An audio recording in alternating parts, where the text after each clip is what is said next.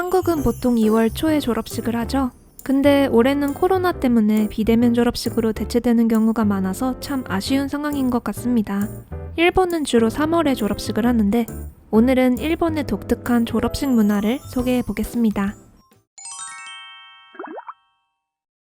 일본에는 졸업식 때 좋아하는 남학생 교복의 두 번째 단추를 받으면 사랑이 이루어진다는 미신이 있습니다. 그래서 고백하는 대신 두 번째 단추를 달라고 하는 문화가 있는데요. 그 이유는 두 번째 단추의 위치가 심장과 가깝기 때문이라고 합니다. 최근에는 일본도 남학생 교복이 가쿠란에서 일반 신사복으로 바뀌는 추세라서 두 번째 단추가 심장에서 멀어졌기 때문에 단추 대신 넥타이를 받는 경우도 있다고 해요. 좋아한다고 고백을 하는 게 아니고 뭔가를 달라고 하는 게 신기한데요. 마치 사랑한다는 말을 달이 예쁘다고 표현하는 일본 특유의 감성이 느껴지는 부분인 것 같습니다.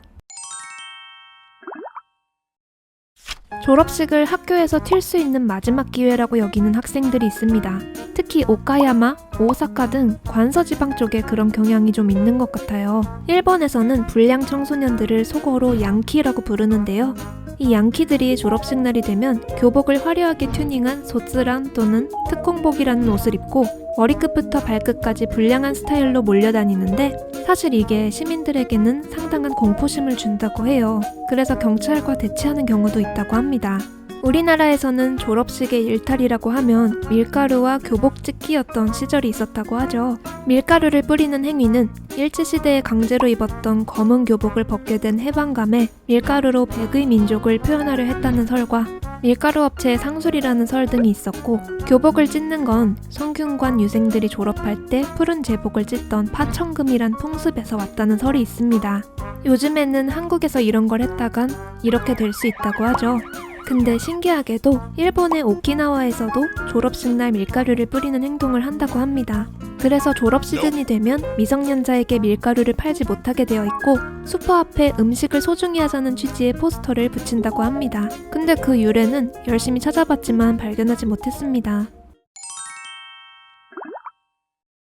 초등학교나 중학교 졸업식 때는 이렇게 아이들이 졸업식 스피치를 한 명당 한 소절씩 전원이 발표하는 이별의 말, 오와카레노 코토바라는 걸 합니다. 리허설을 너무 많이 시켜서 이걸 왜 하지 하며 연습 때는 다들 귀찮아하는데 실전에서는 감정이 복받쳐 올라서 울먹이는 아이들도 많다고 하더라고요. 친구들이 어른이 되어서도 다들 이걸 연습하던 기억이 있는 걸 보면 엄청 연습을 많이 하나 봅니다.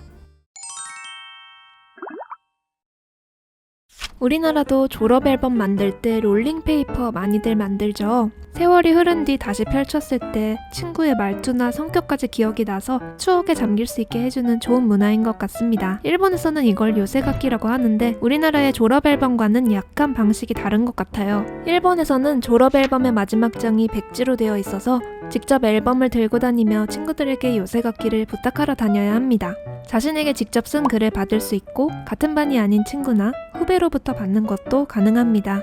일본에서는 졸업식뿐 아니라 사회에 나와서도 퇴직이나 정근 가는 분을 위해 요세가키를 쓰는 경우가 정말 많아요. 이 경우에는 친하지 않아도 꼭 써야 하고 퇴직하시는 분이 많은 날에는 이거 쓰느라 시간이 많이 필요한 경우도 있답니다. 이야기가 딴 길로 샜네요.